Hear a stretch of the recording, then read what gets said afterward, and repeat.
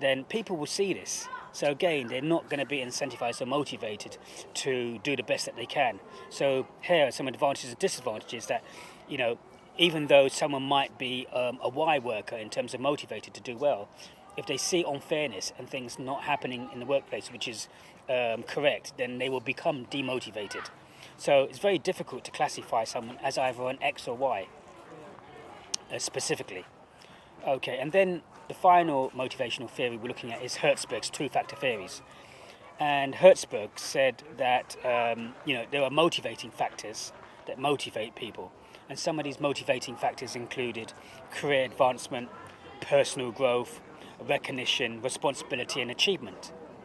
And then he said there are hygiene factors which really demotivate people. Hygiene factors such as not being paid enough, company policies being too bureaucratic, working conditions, not having enough benefits, or not having job security. And what Hertzberg is saying is that when we look at these factors, really, if you are,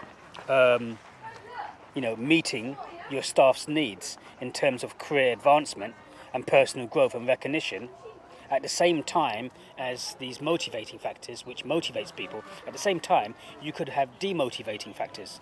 Demotivating factors such as salary, company politics, and working conditions. And so, even though you've got highly motivating things which you're doing, which is great, you can have other things which are not very good. So, let's take the example of Sainsbury's. You could have a middle manager, and a middle manager, you could recognise him for the good work he's done. You can recognise him for career advancement and personal growth.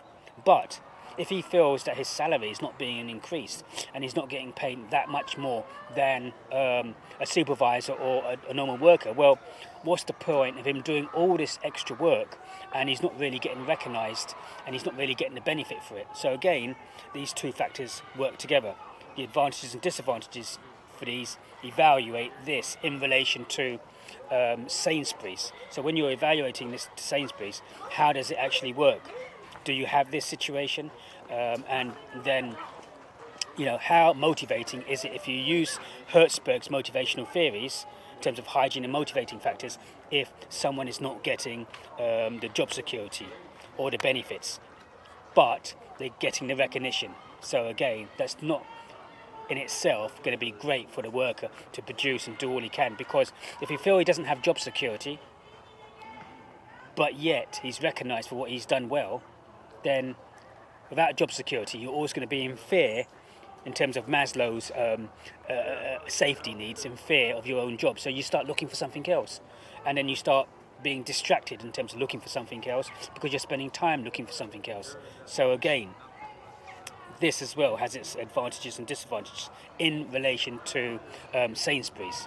So when you're relating these, you must explain these motivational theories and then relate them specifically to Sainsbury's themselves, and then state whether or not it's being introduced or not.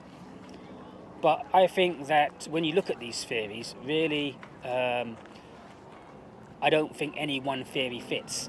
I think as a manager or senior manager, you actually take a combination of these theories and you look at all these theories and you combine all of them to see if it fits for your employees' needs, not just taking one theory, because I don't think that one shoe fits all.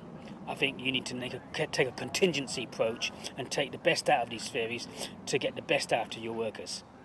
Okay, that's looked at evaluating how content and process theories and motivational techniques enable effective achievement of goals in an organisational context. So remember, you can talk about Maslow's hierarchy of needs, Douglas McGregor X and Y theories, and Hertzberg's motivational theories, looking at the advantages and disadvantages in relation to how it's implemented for Sainsbury's or how it's not implemented for Sainsbury's. So try and apply these in relation to your case study.